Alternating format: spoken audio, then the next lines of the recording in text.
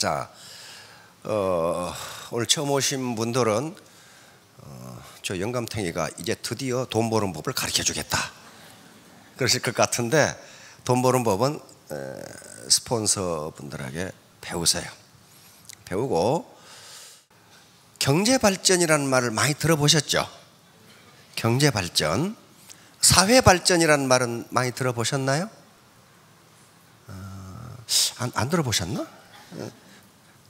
뉴스에서 계속 얘기하는데 아무 관심이 없겠죠. 연속극만 보시느라고 그냥 이게. 경제발전은 한마디로 내 주머니가 두툼해지는 거예요. 그러면 애터미에서 죽어라고 3년 하면 대부분은 주머니 두툼해져요. 그런데 주머니가 두툼해진다고 해서 그 사람의 인격이 좋아지나요? 천만의 말씀, 안 좋아져요. 경제발전은 한마디로 소득이 올라가는 게 경제발전입니다. 사회발전은 그 소득 수준에 맞게 민도가 올라가는 걸 사회발전이라고 그래요. 그런데 대부분의 경우 경제발전은 투자 그리고 기술 개발을 하면 돼요. 그런데 사회발전은 그렇게 빠른 시간 내에 되질 않습니다. 되질 않아요. 그러니까 경제발전이 이 수준에 있어. 이거 이코노믹 디벨롭먼트죠. 근데 사회발전이 소셜 디벨롭먼트가 이렇게 돼 있으면, 예를 들면 요거예요.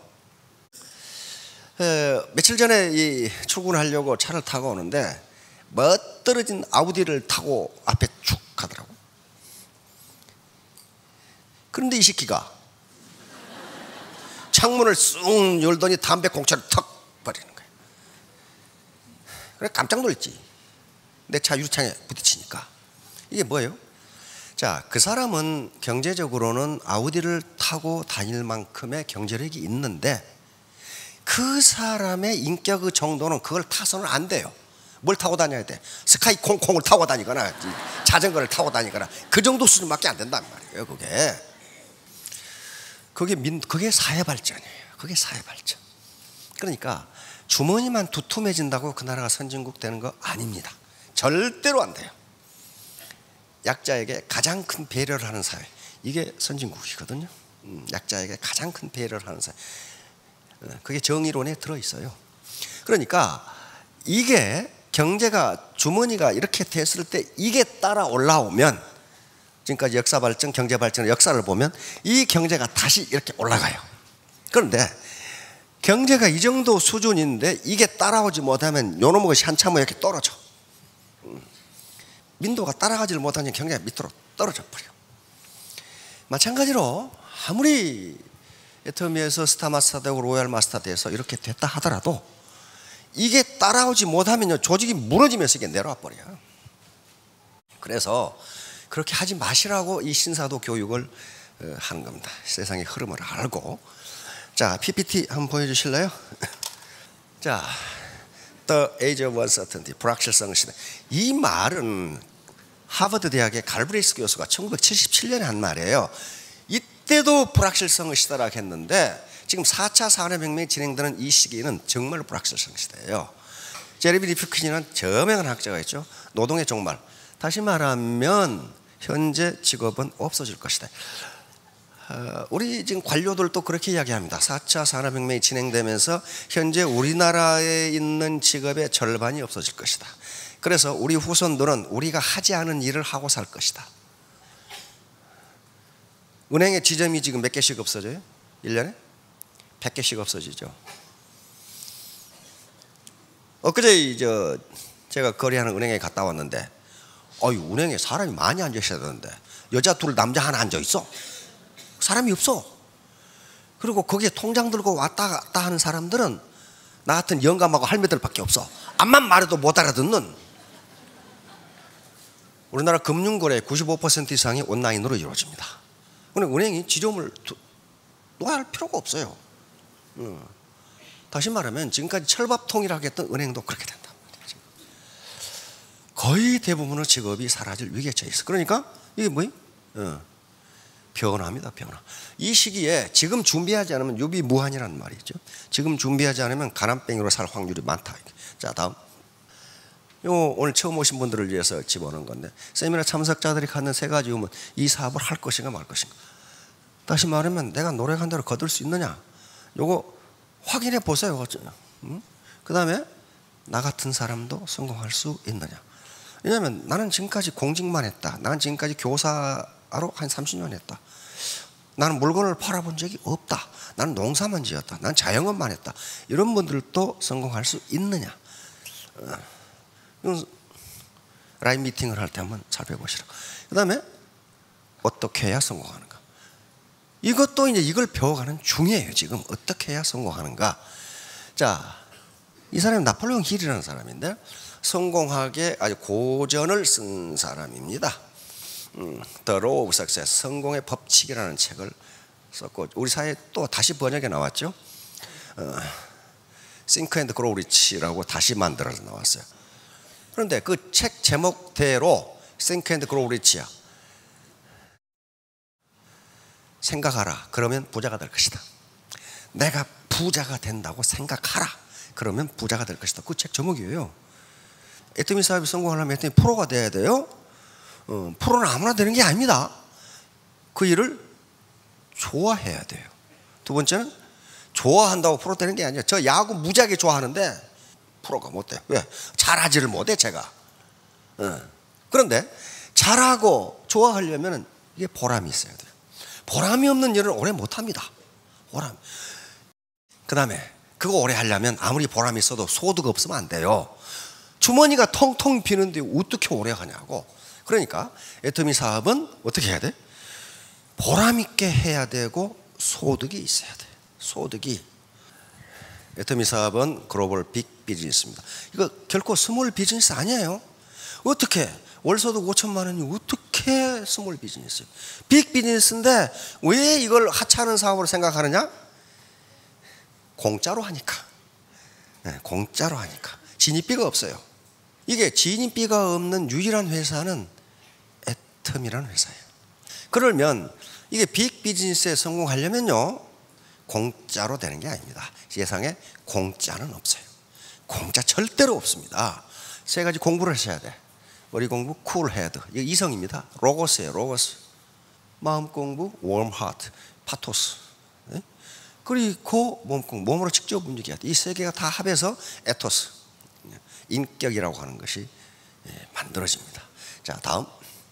자, 그러면 애터미 사업에서 어떻게 해야 성공하는가 하는 것에 가장 기초적인 방법론입니다. 같이 해야 돼요. 나 혼자 독불장군은 절대로 성공 못해요.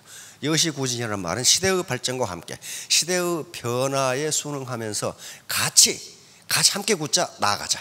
같이 손잡고 가자는 거예요. 같이 손잡고 가자. 지금 드디어 4차 산업혁명은 지식의 융합과 융합의 시대입니다. 그러니까 서울대학이나 카이스트 융합대학원이 생기는 거예요. 다시 말하면 오늘날 기계는요, 기계공학만 해가지고는 경쟁력 있는 기계를 못 만든다 이게. 어디 거기 생물학도 들어가야 되고 컴퓨터도 들어가야 되고 인공지능도 들어가야 되고 전부 전자공학이 다 들어가야 돼. 화학공학도 들어가야 되고. 그러니까 그게 융합이 돼야 돼. 그게 바로 여시구진이에요. 손잡고 같이 가자. 재심합력이에요. 후한서에 나오는 얘기인데요, 이건 후한서 초대 황제인 광무제가 한 말입니다. 마음을, 가지런할 제자입니다. 마음을 가지런하게 해서 힘을 합하자. 그러면 여기서 슈퍼 시너지가 나온다는 거예요. 그러니까 이게 안 되면요, 독불장군은 절대로 성공 못해요. 애터미 사업. 그래서 이게 할만하다는 거예요. 그래서 계급장을 떼야 된다는 거예요. 같이 협력해야 돼. 예를 들면 우리 지금 건물을 짓는데 가장 기초가 되는 것은 모래와 자갈입니다. 모래와 자갈 어때요? 굉장히 단단하죠. 다시 말하면 이건 각 개인이에요. 각 개인은 이렇게 강한 개성을 가지고 있어요. 그러나 이 모래와 자갈 가지고는 고층 건물을 지을 수가 없어요. 여기에 철근이 들어가야 되고 그다음에 물과 시멘트가 들어가야 돼요. 철근이 조직이라면 물과 시멘트는 지식과 지혜의 소통입니다. 그래서 이걸 합해 줘야 고층 건물이 돼요. 그래서 재심합력이 중요하다는 거예요. 스폰서와 파트너가 끈끈한 정으로 뭉쳐야 돼요. 그 책임은 누구에게 있느냐? 스폰서에게 있어요. 스폰서가 다 포용해야 돼요. 포용하고 끌고 가야 되고 파트너들에게 쓸모 없는 거 말고 쓸모 있는 지식과 지혜를 넣어줘야 돼요. 그게 아니면 그건 스폰서가 아니에요. 스폰서는 직급 남바 빠르다고 되는 게 아닙니다. 아무것도 제공 못 드는데 그게 무슨 스폰서냐고. 그게 후원이라고. 애터미 사업에 성공할 수 있는 핵심적 지식과 기초적 지식을 넣어줘야 된단 말이에요. 그래서 재심압력이 이렇게 필요한 거예요. 그러면 재심압력이 필요한 이유가 학문적으로 학술적으로 뭐 때문이냐? 자, 다음. 이것 때문에 그래. 이것 때문에. 각자무치란 게 뭐예요? 강한 뿔이 있는 놈은 날카로운 이빨이 없다 그런 말이에요. 그러니까 모든 피조물은 모든 장점을 다 갖출 수 없다요. 고려시대 우리 유학자께서 하신 말씀입니다.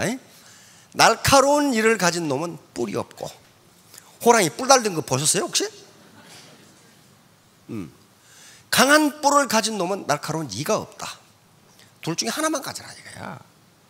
그 다음에 화려한 꽃은 열매가 보잘것이 없고, 그 대신 열매가 좋은 꽃은 꽃이 화려하지가 않아요. 호박꽃, 박꽃 등등. 나는 새는 빨리 걷지 못하고 날지 못하는 타조는 걸음이 매우 빠르다. 둘 중에 하나만 가져라. 둘 중에. 자, 그런데 우리 애터미 자기 라인 속에는, 가족 라인 속에는 어때요? 별의별 인간이 다 모여 있죠.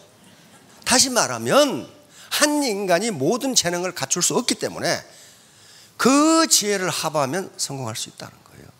독불장군은 절대로 성공 못한다. 자, 각자 묻히는 애터미 사업의 아주 필수적인 요소입니다. 한 인간이 모든 장점을 다 가질 수 없다. 없다. 학자들의 연구에 의하면 어떤 개별지성도 집단지성을 능가할 수 없다. 어떤 개별지성도 집단지성을 능가할 수 없다.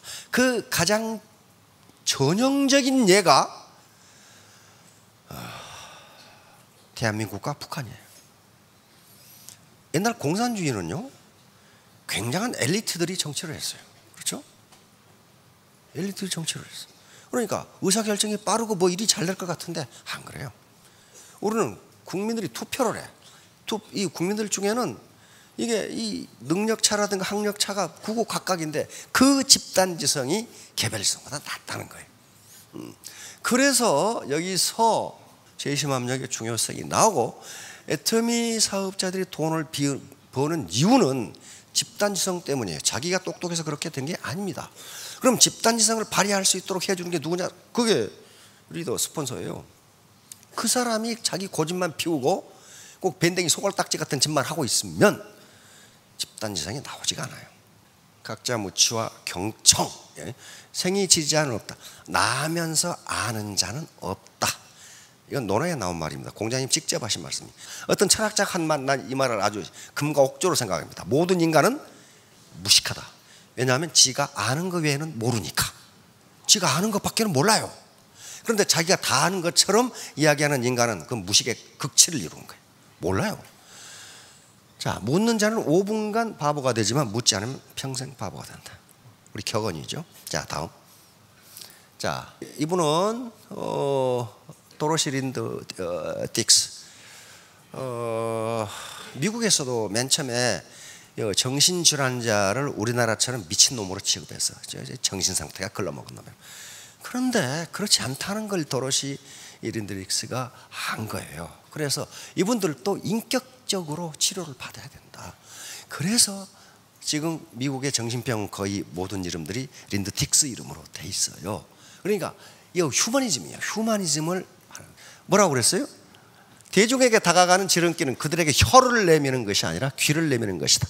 내가 상대방에게 어떤 달콤한 말을 한다 해도 상대방의 입장에서는 자기가 하고 싶어하는 얘기의 절반만큼도 흥미롭지 않다. 우리 동기생들이 다 손자가 있어요. 근데 새끼들이 모였다 하면 손자 자랑이야. 손자 자랑이야. 와, 말이야, 뭐 3개월 됐는데 글씨를 알고. 그러니까 요즘 유행하는 말이 있죠. 옛날에는 돈 내고 자랑하라. 근데 요즘은 돈 줄 테니까 나가라. 그런다 그러죠. 돈 줄 테니까 나가라. 왜? 듣는 사람 입장에서는 말이죠. 100분의 1도 흥미가 없어. 왜? 자기 머리에서는 자기 손자만 왔다 갔다 하지 다른 손자가 3살에 뭐 3개월 만에 글씨를 알았는지 뭘 알았는지 아무 관심 없다니까요. 이 데일 카네기라고 하는 사람인데 인간관계론이라는 아주 고전적인 책입니다. 2주 동안 남의 말에 귀를 기울이기만 하면 남의 관심을 끌기 위해 2년 동안 노력한 것보다 더 많은 친구를 얻을 수 있다. 이건 진리입니다. 근데 이게 어려워요. 왜? 지 말만 하려고 그러거든. 지 말만. 생명의 전화라고 들어보셨죠? 죽기 일보 직전에 전화하는 거. 그때 그 생명의 전화를 받으시는 분이 TV에서 이야기를 하더라고. 그러니까 MC가 그걸 상담을 하려면 무슨 자격을 갖춰야 됩니까? 그러니까 그 상담하신 분이 아무 자격 없어요. 예? 단지 들으면서 맞장구만 쳐주면 됩니다. 아이고 그러세요. 가슴 아프시겠어요. 그렇게 하면 이 사람 한참 전화하다가 한강에서 뛰어내리려다가 안 뛰어내린대. 제가 시골에 있을 때 시골 부대에 근무할 때 그 병원 하나가 말이지 엄청나게 잘 돼. 엄청 막 인산인해야. 다른 병원은 팔이 날리고 있는데 그래서 그 병원에 가려면은 시골에 할아버지 할머니들이 맨날 싸워. 자기가 먼저 왔다고. 그러니까 병원에서 어떤 아이디어를 냈냐면은 그 건강보험심 있잖아요. 그걸 위에서 넣으면은 딱 하나가 맞게. 그럼 밑에서 꺼내면 순서가 나오잖아요. 그렇게 해놨어. 근데 그래도 안 돼. 그 이튿날 저녁에 와가지고 넣어놓고 나가버리거든. 저도 아침에 갔다가 오후 4시에 검사를 받았어. 그렇게 밀려. 그런데 왜 그러는가? 그래서 이제 봤더니 그 원장님이 그렇게 잘해. 아무것도 아니야. 이 시골 할아버지 할머니들이 와서 그 병원장한테 불평을 늘어놓는 거예요. 근데 선생님, 우리 며느리가요. 오다가 얘기는 못하고 그러면 아이고 속상하시겠네요. 그러면서 괜히 침대에 누우라고 해가지고 그 조그마한 망치 있어요. 그걸 여기 탁 때리면 팔이 탁 올라가거든. 아이고 괜찮으시네요. 그리고 뭐 쓸데없이 밖에 그 자동 혈압계가 있는데 지가 이렇게 쑥쑥쑥 해가지고 튀고 혈압이 높으시네. 그러니까 다 그쪽으로 가. 왜? 지금 며느리 욕을 해야 되겠는데 어떤 놈이 받아주는 놈이 없어. 근데 이 원장님이 받아주거든. 아이고 속상하시겠네요. 야, 그렇게 잘 되는 병원은 또 처음 봤어. 그러니까 이게 이 사람이 무슨 뭐 의료 기술이 뛰어나나 그것도 없어. 단지 그 말을 들어주는 거야. 말을. 그러니까 자기 말을 들어줘야 된다. 자, 다음 프랑스와 드라시고